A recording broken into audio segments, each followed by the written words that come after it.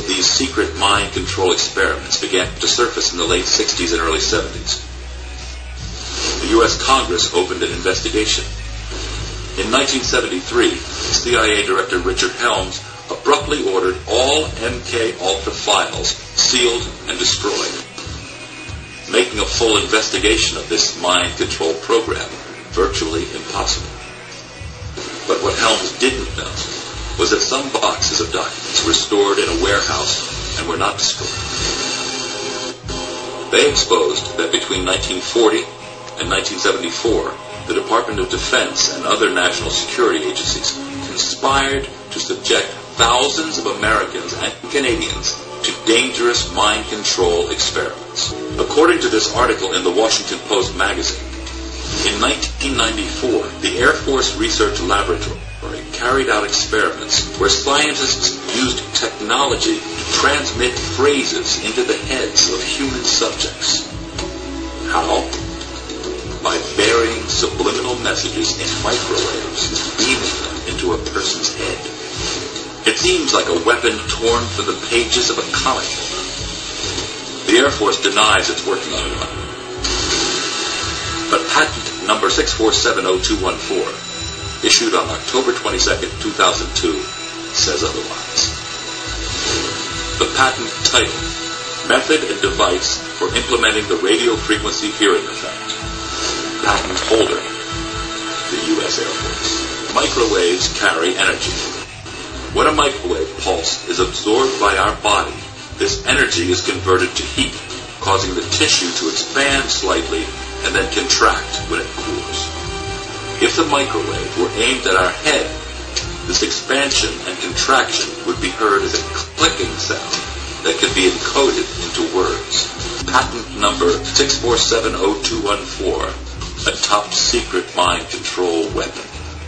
According to this passage in the patent documents, this device can beam energy waves that can be, quote, converted to nerve signals which are sent to the brain, thereby enabling intelligible speech to be perceived by the brain.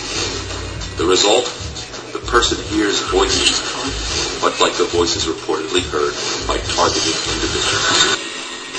You'd have a signal that would hit the ionosphere, begin to pulse the energy into the ionosphere, and the ionosphere, this layer, would begin to pulse back. So it changes it from a direct current to an alternating current, sending back to the Earth in the ELF range, extremely low frequency range of 1 to 20 hertz. Those same frequencies, 1 to 20 hertz, happen to correlate with predominant brain frequencies in human beings. There is scientific data to back up claims that ELF waves can affect human behavior. During the 1960s and 1970s, Dr. Andrija Puharic studied the impact ELF waves have on the brain. What he discovered was shocking. Dr. Puharic found that a 6.6 hertz ELF wave could cause depression. A 7.83 hertz ELF wave made a person feel good, producing an altered state. And a 10.80 hertz ELF wave could trigger riotous behavior. His findings were loudly dismissed as foolishness by U.S. military leaders. But secretly, Black Ops mind control projects using ELF waves were being discussed at the highest levels of government.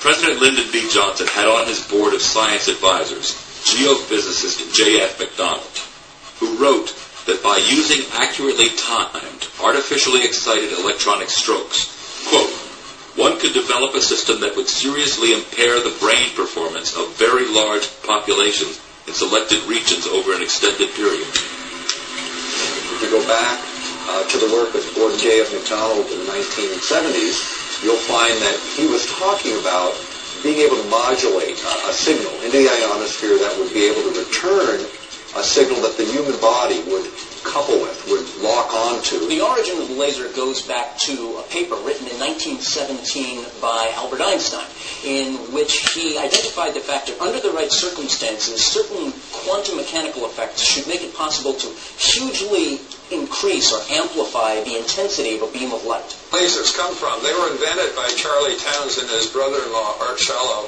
And for light amplification by stimulated emission of radiation. Their secret to building a laser? Change the way atoms behave. Atoms move in predictable patterns, but if they're exposed to very intense flashes of light, they become excited. And these hyperactive atoms are producing a tremendous amount of energy. In a flashlight, this energy would be released randomly in a scattered pattern. But in a laser, that frenzied energy is harnessed and released in a more directed, orderly pattern that generates piercing heat. 10-watt laser beam, green laser beam in this case, down the table. And this laser beam is enough power that you have to respect it. It can burn your skin badly or cause eye damage if it was in your eye. Let me illustrate that by putting a piece of paper in front of the beam. And you see immediately the paper then is burnt and catches fire and smoke comes from the beam. You're transmitting energy through the atmosphere and focusing on the soft spot of the target. And you do that all with a radar tracking and the telescope that transmits the laser light focused on the target for that short period of time to heat it up. Adaptive optics is what gives modern-day telescopes their remarkable ability to capture startling images like this, instead of this. Adaptive optics corrects this using a mirror.